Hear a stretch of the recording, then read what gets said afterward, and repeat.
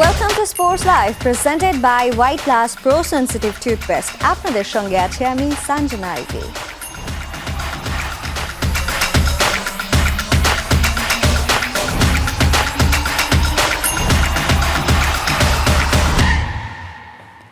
Group পর্বের নিয়ম রক্ষার শেষ ম্যাচে জর্ডানকে ৩-১ গোলে হারিয়েছে বিশ্ব চ্যাম্পিয়ন আর্জেন্টিনা। টানা ৩ জয়ের নকআউট পর্বে আলবিসেলেস্তারা, সঙ্গে বোনাস লিওনেল মেসির রেকর্ড গড়া গোল।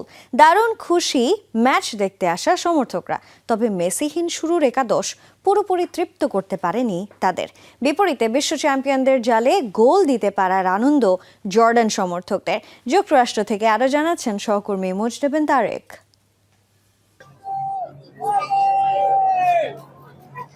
গ্রুপ পর্বে টানা ৩ জয়, বিকল্প একাদশ নিয়েও জর্ডানকে রীতিমতো উড়িয়ে দিয়েছে আলবিসেলেস্তারা। যদিও বিশ্বকাপের এবারের আসরে প্রথম গোল হজম করতে হয়েছে স্কালোনির শিষ্যদের, তাতেও আক্ষেপ নেই আর্জেন্টিন সমর্থকদের। কেমন ছিল মেসিবিহীন আর্জেন্টিনার প্রথম 60 মিনিট? অসাধারণ ম্যাচ ছিল। আমরা অবশ্য দেখছি স্টেডিয়ামের বাইরে থেকে। I actually support Brazil, but I love Messi. That's why I came to support. It was fantastic.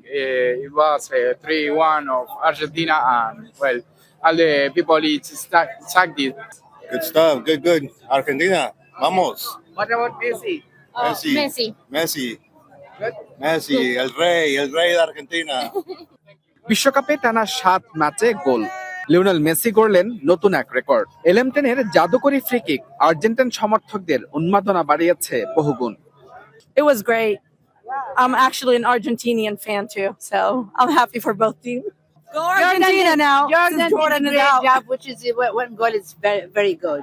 We didn't win, but we had a great game and first time in the World Cup. Not the last time. Well, it was really a nice goal, but our goalkeeper, man, did you see the new one? We need to replace him ASAP. অভিষেক বিশ্বকাপে টানা 3 ম্যাচে হেরে বিদায় জর্ডানের, তবে 3 ম্যাচের প্রতিটিতেই গোল করেছে দলটি। এবারের আসরে আর্জেন্টিনাকে দিয়েছে প্রথম গোলের স্বাদ।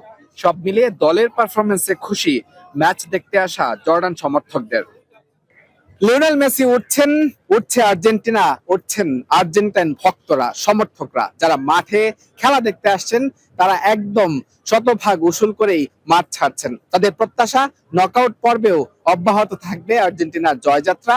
আরো একবার বিশ্বকাপ চেয়ে ধরবেন Lionel Messi. Mujtabin Tarek, Jamuna sports, Dallas, যুক্তরাষ্ট্র। রেকর্ড তো অনেকেই করেন, কিন্তু রেকর্ড কার পেছনে ছোটে? হ্যাঁ, ঠিকই ধরেছেন, লিওনেল মেসির পেছনে।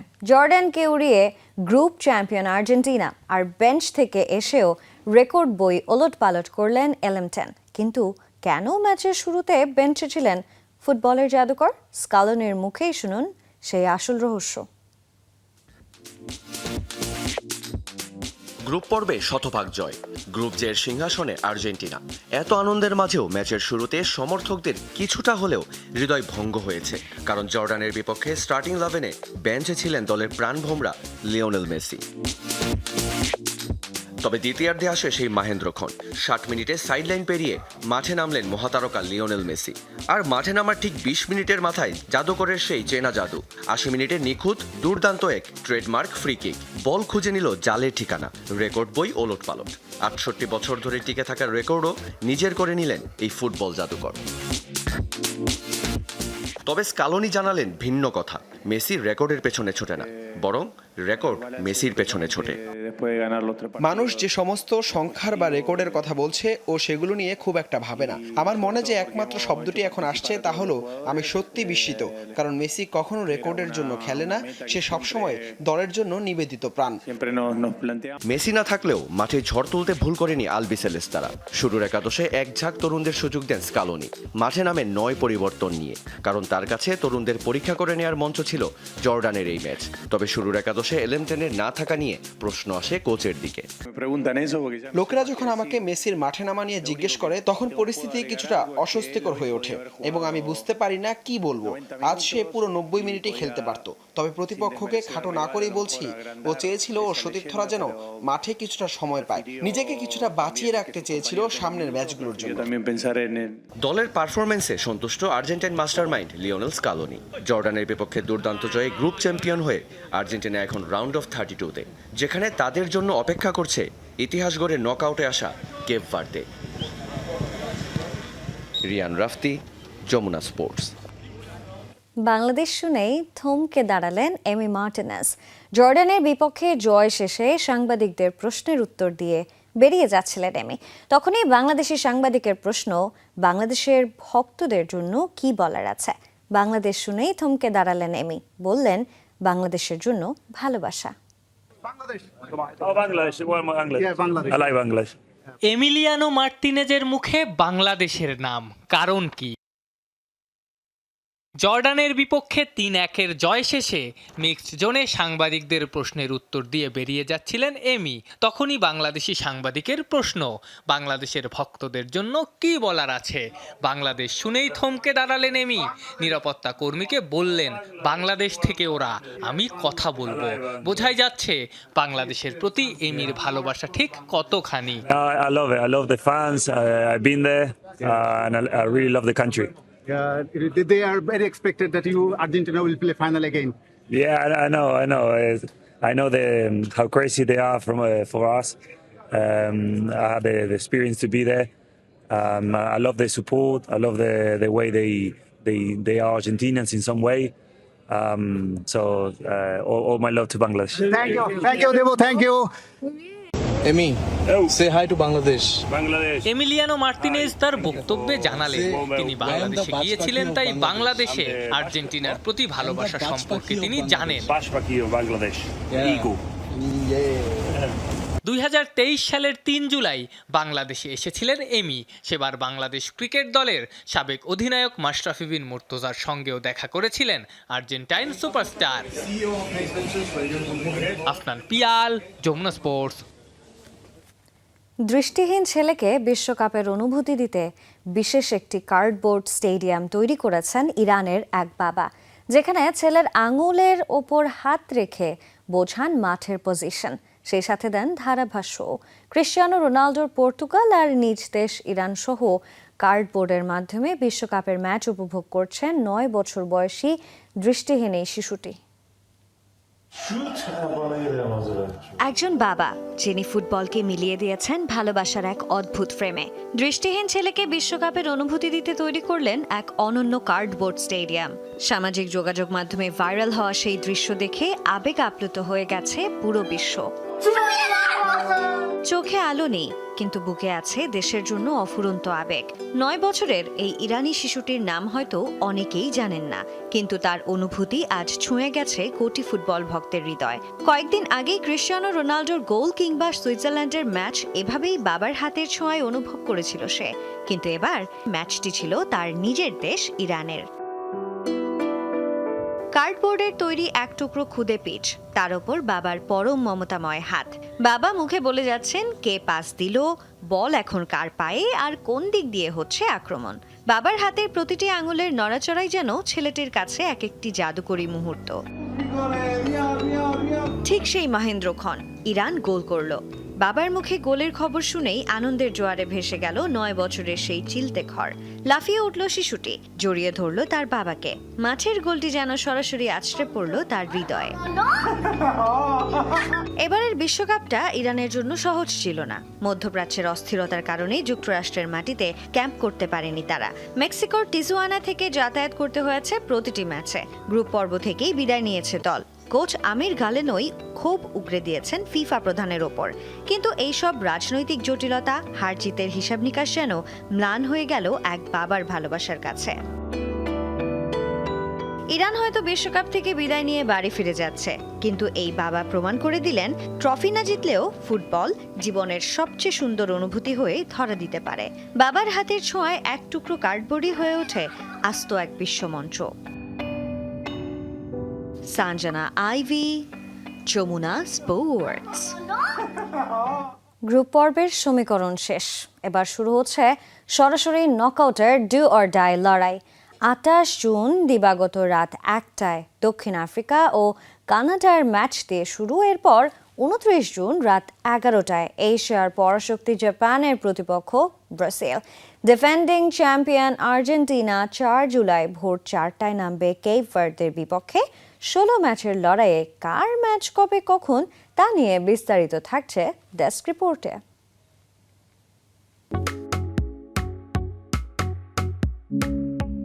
16টি দলকে বিদায় জানিয়ে 2026 বিশ্বকাপ এখন রূপ নিয়েছে 32 দলের মহাযজ্ঞে।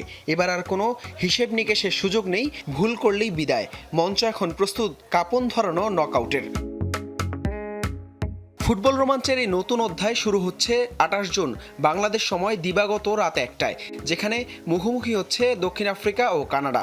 তবে বিশ্বজুড়ে কোটি ভক্তের চোখ থাকবে 29 জুন রাত 11টায়। 5 বারের বিশ্ব চ্যাম্পিয়ন ব্রাজিলের প্রতিপক্ষ এবার এশিয়ার পরাশক্তি জাপান। সামুরাই ব্লুদের বাধা টপকে হেক্সা মিশনের পথে রাউন্ড অফ 16 নিশ্চিত করতে পারবে কি সেলেসাওরা? সেই উত্তর মিলবে সোমবার দিবাগত রাতেই।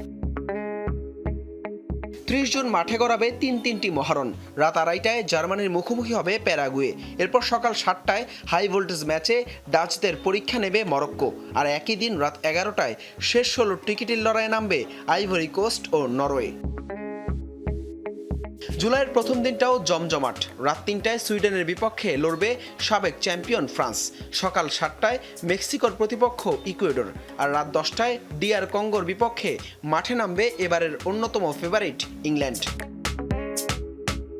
2 জুলাই রাত 2টায় বেলজিয়ামের কঠিন পরীক্ষা নিতে পারে আফ্রিকান জায়ান্ট সেনেগাল। ভোর 6টায় স্বাগতিক যুক্তরাষ্ট্রের প্রতিপক্ষ বসনিয়া হার্জেগোভিনা।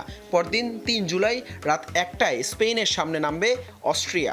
আর ভোর 5টায় পর্তুগিজ সুপারস্টার ক্রিস্টিয়ানো রোনালদোর পর্তুগাল নামবে ক্রোয়েশিয়ার বিপক্ষে। সকাল 9টায় সুইজারল্যান্ড লড়বে আলজেরিয়ার সাথে।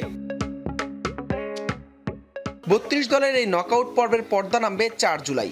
রাত 12টায় অস্ট্রেলিয়ার মুখোমুখি হবে মিশর। আর ভোর 4টায় কেপ ভার্দের বিপক্ষে মাঠে নামবে ডিফেন্ডিং চ্যাম্পিয়ন আর্জেন্টিনা। শেষ ম্যাচে সকাল 7টায় কলম্বিয়ার প্রতিপক্ষ ঘানা। কার মুখে ফুটবে হাসি আর কারা চোখের জলে বিদায় নেবে তা দেখতে মুখিয়ে ফুটবল বিশ্ব। হাসান আল মারুফ, যমুনা স্পোর্টস। আলজেরিয়া ও অস্ট্রিয়ার নাটকীয় 3-3 গোলের ড্রয়ে কপাল পুড়েছে ইরানের। সেরা 8 তৃতীয় দলের কোটায় নকআউট পর্বে যাওয়া হলো না দেশটির। লেখা হলো না প্রথমবারের মতো গ্রুপ পর্ব পার হওয়ার ইতিহাস। নানা ঘটনায় এবারের আসরকে বিপর্যয়ে বিশ্বকাপ বলে অভিযোগ করেছেন ইরানের অধিনায়ক মেহেদি তারেমি। এদিকে নকআউট পর্ব নিশ্চিত করায় আনন্দে ভেসেছেন আলজেরিয়া অস্ট্রিয়ার সমর্থকরা।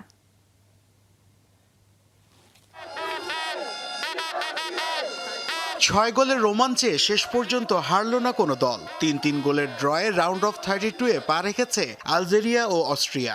সেই আনন্দ ছড়িয়ে পড়ে দুই দলের সমর্থকদের মাঝে। গ্রুপ জে থেকে 3 ম্যাচে 4 পয়েন্ট নিয়ে গ্রুপ রানার্স আপ অস্ট্রিয়া। সমান পয়েন্ট নিয়ে গোল ব্যবধানে পিছিয়ে সেরা 8 তৃতীয় দলের কোটায় নকআউট পর্বের টিকিট নিশ্চিত করে আলজেরিয়া। দুই দলই কোয়ালিফাই করতে পারায় খুশি সমর্থকরা।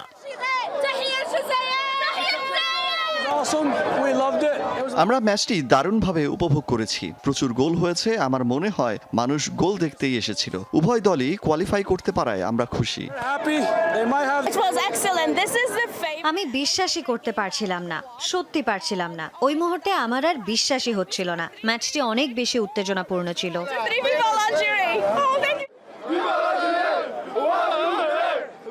অস্ট্রিয়া ও আলজেরিয়ার সমর্থকরা যখন আনন্দে ভেসে যাচ্ছিল, তখন বিদায়ের করুণ বিগলের সুর বেজে উঠেছে ইরানের শিবিরে। কেননা এই দুই দলের ড্রয়ে কপাল পুড়েছে ইরানের। এবারের আসরে অপরাজিত থেকেও প্রথমবারের মতো নকআউট পর্বে যাওয়ার ইতিহাস রচনা করা হলো না দেশটির। তবে এবারের আসরে পথটা মোটেও সহজ ছিল না ইরানের। মধ্যপ্রাচ্য ইস্যুতে যুক্তরাষ্ট্রের সাথে তৈরি হওয়া বৈরিতার প্রভাব পড়েছে খেলার মাঠেও। মেক্সিকোতে বেস ক্যাম্প ইরান দলের কিটম্যান ও গণমাধ্যম কর্মীদের ভিসা না দেয়াকে বিপর্যয়ের বিশ্বকাপ বলছেন দলটির অধিনায়ক মেহেদি তারেমি। আমাদের লজিস্টিক্স দলের কর্মীরা এখানে আসতে পারেননি, তাদের কাছে ভিসা নেই। আপনারা দেখতেই পাচ্ছেন আমাদের কোনো গণমাধ্যম কর্মী এখানে আসতে পারেননি। প্রতিটি ম্যাচকে কেন্দ্র করে মেক্সিকোর টিহুয়ানা থেকে যুক্তরাষ্ট্র ভ্রমণ সহজ কোনো ব্যাপার নয়। সমস্যার সমাধানের কথা বললেও কোনো পদক্ষেপই নেয়নি ফিফা। এবারের আসর বিপর্যয়ের বিশ্বকাপে পরিণত হয়েছে। মিশরের বিপক্ষে 1-1 গোলের ড্রয়ের দিনে একাধিক সুযোগ তৈরি করেও জয় তুলে নিতে ব্যর্থ হয় ইরান। গোল পোস্টে লেগে বল ফিরে আসা কিংবা অধিনায়ক তারেমির পেনাল্টি মিসে বেড়েছে আফসোস। পাশাপাশি খেলার শেষ দিকে VAR এ অফসাইডের কারণে গোল বাতিল না হলে সপ্তমবারের প্রচেষ্টায় গ্রুপ পর্বের বাধা ডিঙাতে পারত দেশটি। যদিও ম্যাচ শেষে রেফারির এই সিদ্ধান্ত নিয়ে তৈরি হয় আলোচনা সমালোচনা। নাসিফ শুভ, যমুনা স্পোর্টস। বাবা থেকে ছেলে, বিশ্বকাপের মঞ্চে আর্জেন্টিনার উত্তরাধিকারের গল্পে লেখা হলো নতুন ইতিহাস। 1998 বিশ্বকাপে আকাশি সাদা জার্সি গায়ে বিশ্বকাপ খেলেছিলেন পাবলো পাজ ও দিয়েগো সিমিওনে। 28 বছর পেরিয়ে আজ সেই একই জার্সি গায়ে বিশ্বকাপে অভিষেক হয়েছে তাদেরই ছেলে নিকো পাজ ও জুলিয়ানো সিমিওনের। এই গল্পটা মিলে যায় নরওয়ের আর্লিং হল্যান্ড কিংবা আলজেরিয়ার লুকা জিদানের সাথেও। বাবারা অনেক সময়ই নিজের অপূরণীয় স্বপ্ন পূরণ করতে চান সন্তানের মাধ্যমে। অনেকের হয়, অনেকের সেই স্বপ্নটা থেকে যায় স্বপ্ন হয়েই। আর্জেন্টাইন সাবেক 2 ফুটবলার পাবলো পাজ আর দিয়েগো সিমিওনে এক্ষেত্রে নিজেদের ভাগ্যবান ভাবতেই পারেন। তারা যেমন বিশ্বকাপ ফুটবল খেলেছেন, তাদের সন্তানরাও খেলছেন এবারের বিশ্বকাপ, নিকো পাজ ও জুলিয়ান সিমিওনে।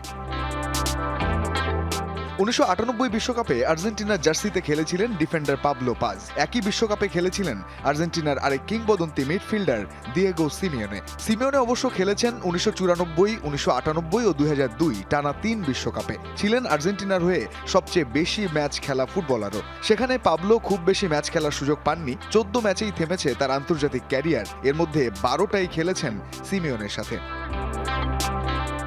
তাদের 2 সন্তানকে আর্জেন্টিনার ভবিষ্যৎ ধরা হয়। দুজনেই দারুণ প্রতিভা। জর্ডানের বিপক্ষে আর্জেন্টিনার 3-1 জয়ের ম্যাচে পাজ ও জুলিয়ানো দুজনেই শুরু থেকে খেলেছেন, পারফরমেন্সেও করেছেন মুগ্ধ। ফুটবলে এমন বাবা ছেলের গল্প খুব বেশি দেখা যায় না। একই দেশের হয়ে একই জার্সিতে বিশ্বকাপের মতো বিরাট এক আসরে খেলার সুযোগ পাওয়া সত্যি বিরল এক সম্মানের। তবে এই সম্মানের অংশীদার শুধু সিমিওনে কিংবা পাজ পরিবারই নয়, নরওয়ের হল্যান্ড কিংবা সলদদের গল্পটাও এক। তালিকায় আছেন আরও কয়েকজন। 1994 বিশ্বকাপে নরওয়ের হয়ে খেলেছিলেন আলফিং হল্যান্ড, গোরান সলদ এবং এরিক থর্সভেদ। এই বিশ্বকাপে খেলছেন তাদের ছেলে আর্লিং হল্যান্ড, আলেকজান্ডার সলদ, ক্রিস্টিয়ান থর্সভেদ। ফ্রান্সের বিশ্বকাপজয়ী তারকা জিনেদিন জিদানের ছেলে লুকা জিদান খেলছেন আলজেরিয়ার হয়ে। জিদানের সাথে বিশ্বকাপ জেতা লিলিয়ান থুরামের ছেলে মার্কাস থুরাম বিশ্বকাপ খেলছেন ফ্রান্সের হয়ে। রঞ্জন শান্ত, যমুনা স্পোর্টস।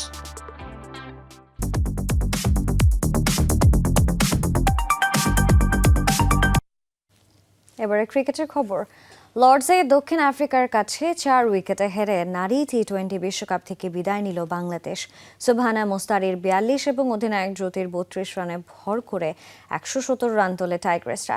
জবাবে 4 বল বাকি থাকতেই জয় তুলে নেয় প্রোটিয়ারা। হারলেও 5 ম্যাচে 2 জয় নিয়ে মাথা উঁচু করেই দেশে ফিরেছেন জ্যোতিরা, কারণ টি20 বিশ্বকাপের কোনো একক আসরে এটাই বাংলাদেশের সর্বোচ্চ অর্জন। নেদারল্যান্ডস ও পাকিস্তানকে হারিয়ে নিজেদের লক্ষ্য পূরণ করেই বিশ্বকাপ মিশন শেষ করল লাল সবুজের প্রতিনিধিরা।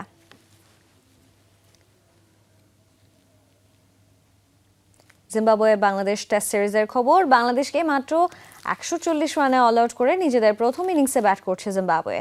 শেষ খবর পাওয়া পর্যন্ত তাদের স্কোর 1 উইকেটে 106 রান। হারারে স্পোর্টস ক্লাবে টস হেরে ব্যাট করতে নেমে সফরের একমাত্র টেস্টের সুবিধা করতে পারেনি টাইগাররা।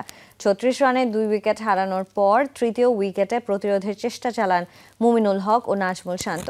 77 রানের এই পার্টনারশিপ ভাঙার পরই খেই হারায় বাংলাদেশ। প্যাভিলিয়নে যাওয়া আসার মিছিলে 140 রানে গুটিয়ে যায় টাইগারদের প্রথম ইনিংস। জবাবে ব্যাট করতে নেমে স্বাগতিকদের উড়ন্ত সূচনা এনে দেন 2 ওপেনার ইনোসেন্ট কাইয়া ও বেন কারান। 42 রানে কারানকে ফিরিয়ে 89 রানে উদ্বোধনী জুটি ভাঙেন খালেদ আহমেদ।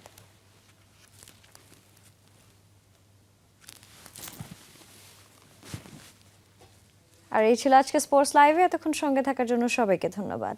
আল্লাহ হাফেজ।